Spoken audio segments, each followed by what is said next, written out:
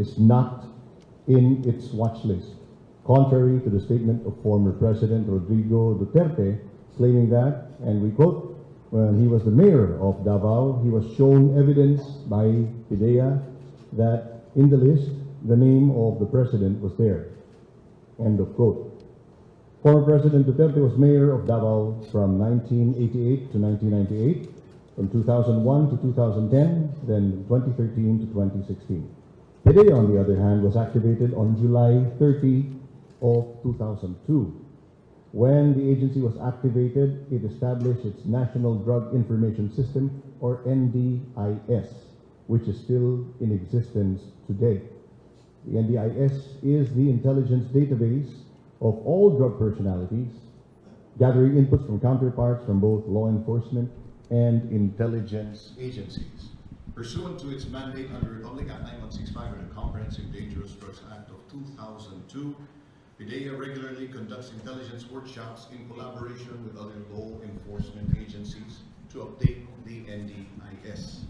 From its inception in 2002 and up to the present, President Ferdinand Romualdez Marcos was never in our NDIS. It is worthwhile to note that when the former president took over in 2016, his administration came out with a list, which was then initially called the Narco list, sometimes referred to as the Duterte or PRRD list. And upon continuing validation and revalidation, it became the Interagency Drug Information Database, or IDID. The name of President Marcos is also not in the said list. Based on all the foregoing facts, the PDEA asserts that President Marcos Jr. is not and was never in its watch list. And so our statement, sirs and ma'ams. Thank you very much. Are there any further questions in regard to perhaps what is reflected here? That's it. Yes, sir. Sir, ibig sabihin sa NDIS, even you were on the list, nandun pa rin yung pangalan mo kung sakaling arrested ka na, Opo. o nalilis na, Opo. nandun yun sa database. Hindi Yes. mo mawawala. Because ang mangyayari po doon, marireflect yung status mo if you're either at large or you're serving time, or as the case may be. But it's there. If it were there before, it will always be there. Okay? Magbabago lang yung status mo. Or it could happen like, for instance, nag-wane yung illegal drug activity ng tao, then perhaps malagay ito as suspense file, but still there. But if you were never there, and it's very difficult to just arbitrarily add to that list. Hindi po ganun yun, because it's an interagency effort. There's an intelligence procedure by which anyone can be added to that. Hindi ganun kadali po yun. So, if raw information yan, hindi sa basa-basa sa Hindi. Hindi even po. kahit snippet of information, hindi basa No, sir. sa Hindi. ibig sabihin po confirm na mga personalities yung mga ito. The classification of intelligence, meron yan, di ba? A1, A2, B1, B2. It's a long process. So as I said, this one requires validation from all participating law enforcement and intelligence agencies. And PDEA is the repository of the same. Sir, who has access to the drug watch list in particular? Well, as far as we're concerned, ma'am, it's for law enforcement consumption. I myself, even being with PDEA, I do not have immediate access to this. This is purely intelligence material, and it's on a need-to-know basis. So, not just any Tom, Dick, and Harry can access this. Sir, how strong, paano ba hindi ito ma-influensyahan ng politika, sir, yung drug watch list natin? Hindi po dapat. And it should never be the basis for addition or for inclusion. Dapat po yan validated intelligence.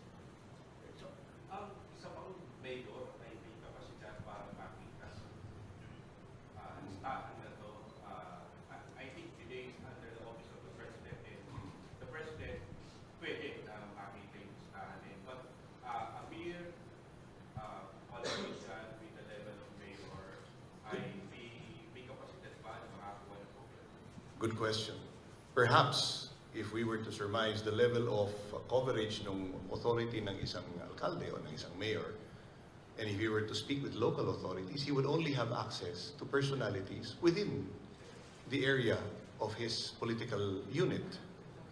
And that would mean hindi niya makikita yung personalities outside of his political unit or local government unit. So, ganun lang. If you're talking to local law enforcement, perhaps yung portion lang na makikita niya ay yung watch list pertaining to that locality, which perhaps can be shown by his local law enforcement if at all they need. This is just hypothetical. For instance, si Hepe, kailangan niya ng dagdag na pondo upang matulungan sila na mahuli yung top 10 nila, which is actually the basis for clearing the watch list and submitting accomplishment reports to their national headquarters or even regional headquarters or provincial headquarters. And perhaps, on that note, doon lang. But, tama po kayo, sir. It's a good observation. Depending on your level of authority, then you shouldn't have access to something outside of yung sphere of influence mo. Yes, sir.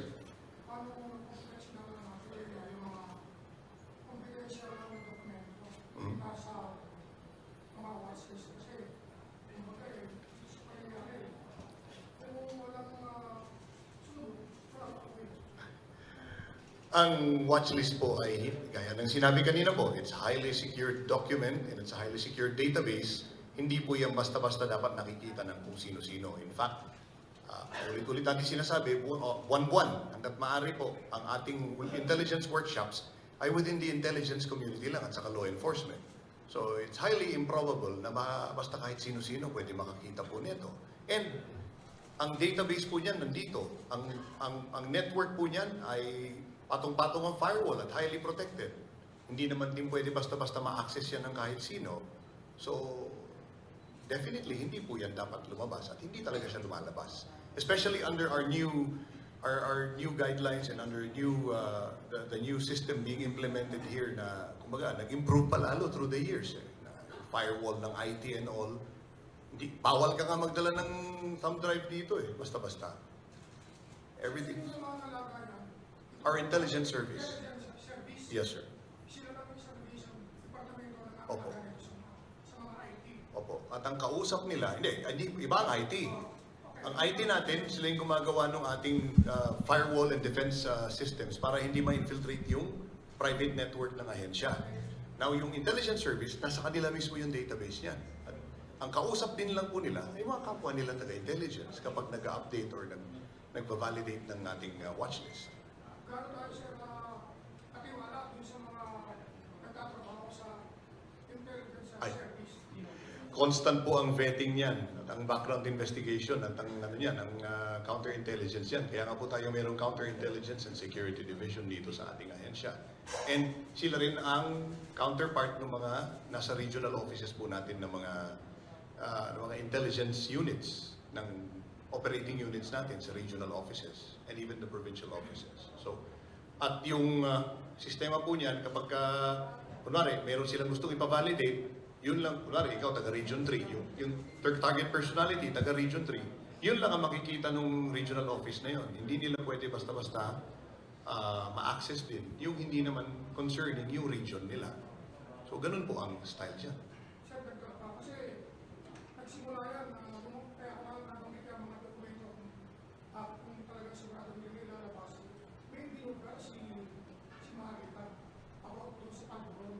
So, nagtuloy-tuloy na yun na isang mataas na opisyal na gamit ng Panoorin. So, doon na nagtagtong-tugtong simula. Kaya natanong ko sa inyo kung paano nag-tip ang monitoring sa mga confidential document na hindi kailangan gusto siya. Well, basta sa atin po, naninindigan tayo na kung sino man yung tinutukoy ng mga kung sino yan. Saka ginamit pang term, pulburon. So, lalong mahihiwagaan tayo ano ba tinutukoy po nila. As far as we're concerned, yung specific na personality na pinag-uusapan po ngayon, particularly yung Pangulo, wala po sa ating listahan.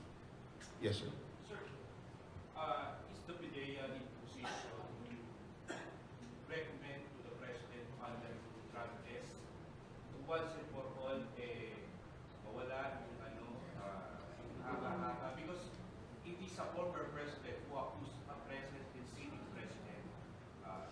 Good question, sir.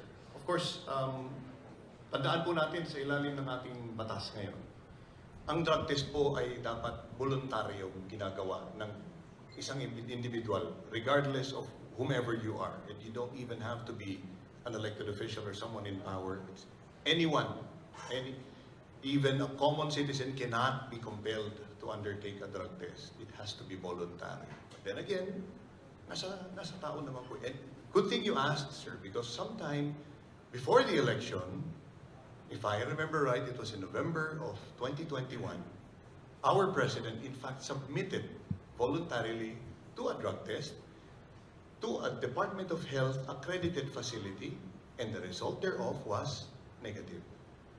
And, I mean, ganun na po yun. Nilabas po nila. In fact, I don't know if you were there, Sir Ma'am, pero hawak po ng isang kumakatawan sa kanya yung drug test at pinakita po sa media. In fact, kasabay halos po nun, some other candidates back then sought drug test dito po sa ating ahensya naman. Among others, there were a few. While hindi po natin sila tinanggihan back then, the PDEA Forensic Laboratory, just like its counterparts in the other agencies like the NBI and the PNP, its primary function is supposed to be to conduct forensic examination on confiscated pieces of evidence, to conduct drug tests on arrested personalities, and sa amin, dahil kami po ay within the agency, and in fact we just had our surprise drug test last week. Yun po ang primary mandate. It is not actually a Department of Health authorized or managed testing facility ng DOH. But yes, we have the capability. But the primary mandate is for forensics, not for authorized drug testing under the law. Pero, to answer your question, sir, a drug test by any individual, regardless of stature, must be voluntary. So, and I'm sure perhaps, nasa sa kanila na yan. If, I'm sure the President will gladly oblige. But it all depends. Hindi naman po, kasi na-drug test na siya dati. And besides, wala nga po siya sa listahan namin. So, yes, sir. Yes, sir. Yeah. Pwede magtanong dun sa fentanyl. Kung kasama pa siya dun sa listahan ng mga prohibited drugs na nasa inyo yung listahan. Fentanyl is a regulated drug by virtue of the United Nations schedule po. I think it is one of those being used for pain management and it is regulated. But again, sir, unfortunately, I'm sorry I cannot further comment on it because there is, we're not privy to any details about any such statements on fentanyl. So you're like pwedeng